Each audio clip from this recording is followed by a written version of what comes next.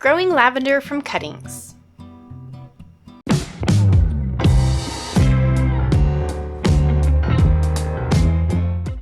Today we're going to be working with French lavender. Now French lavender is very similar to common lavender, though it's a slightly more tender stem.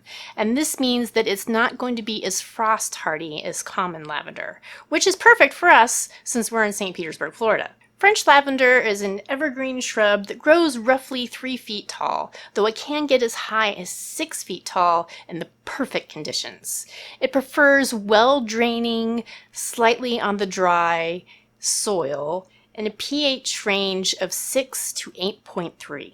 It blooms in the late spring to early summer, and those blooms are what you typically think of lavender blooms in the bright purple.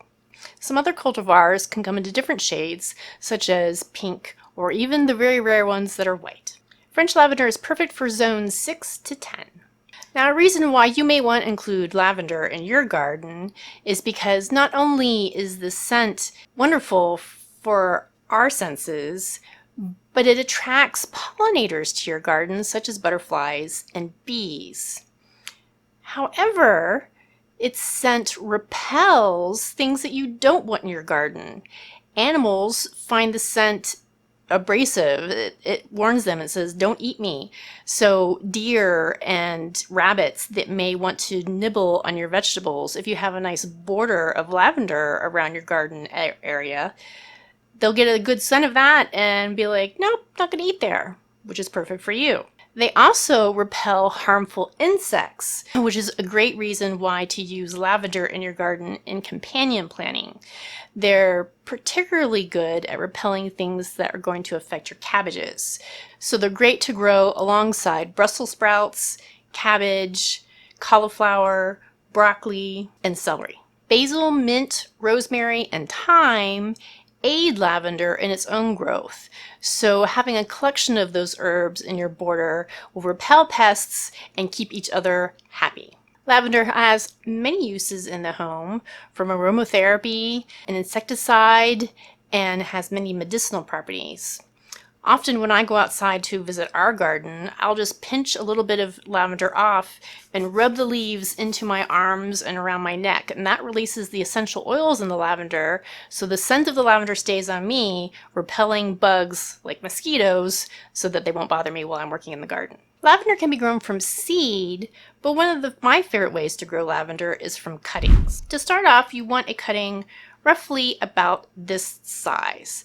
Now, the perfect time to create cuttings from your established lavender plant is in early spring, because that's before it starts to bloom. You don't want any blooming parts on your cuttings because it's going to put too much of its energy into the bloom rather than root growth. So if you do end up with a cutting that has a bloom on it, you're going to want to snip that bloom end off. Once you have your cuttings ready, you're going to strip roughly a half to a third of the leaves off, depending on how long your cutting is, so that you'll end up with something like this. Now, optionally, you can use a root hormone or honey to help invigorate your plant into growing roots. Root hormone triggers, as the name suggests, the hormones in your plant to grow roots. Honey is a natural antibacterial, so it's going to keep any fungus away from your cutting so that it can stay healthy and grow roots. The soil mix that I like to use to plant my cuttings in is 1/3 vermiculite, as it's going to help with drainage. 1/3 peat moss or coco coir, as that's going to help retain moisture, and 1/3 compost because it's nutrient rich. Typically, I like to plant 3 cuttings per pot. That way, I'm ensured at least one of the cuttings to take root. I also like to pre-moisten my soil before adding my cuttings, so that way I don't wash away my work by watering them after I've planted my cutting. I'm just lightly packing the soil around my cuttings so that way they don't move around. But other than that, it's just pretty much a snip and tuck kind of situation.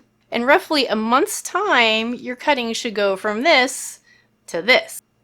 Now, your cuttings are at first going to just grow straight up, and once they get established and they have a decent amount of height, you can start trimming these to encourage them to branch out in a growth pattern. Troubleshooting your lavender cuttings. One of the problems that I've found is they like moisture, but they don't like to be wet. So this is difficult to balance out as they are a full sun loving plant. When I'm starting out my cuttings, I keep them outside, but I keep them under a canopy or an umbrella. So that way they have indirect light rather than direct light. That helps the soil retain moisture, but the plant still gets enough light to grow. Once your plant has come to this stage and it's an established plant, you can give it some time in full direct sun and just keep an eye on it. If it starts to get wilty, you're going to want to segment its time between the full sun and the partial shade until it's acclimated to the full sun, and then it's ready to be repotted or planted directly in the soil. Another thing to keep in mind is that lavender doesn't really like high humidity situations. So where I am in Florida, that's problematic. The way to counter that is to make sure that it has plenty of air circulation. That will inhibit any fungal growth that may occur. The best way to do that is to keep it nice and trimmed. And with those trimmings, you can start new lavender plants. I hope you found this video helpful. Thank you for liking and subscribing, and I'll see you next time on City Steading Garden and Grow.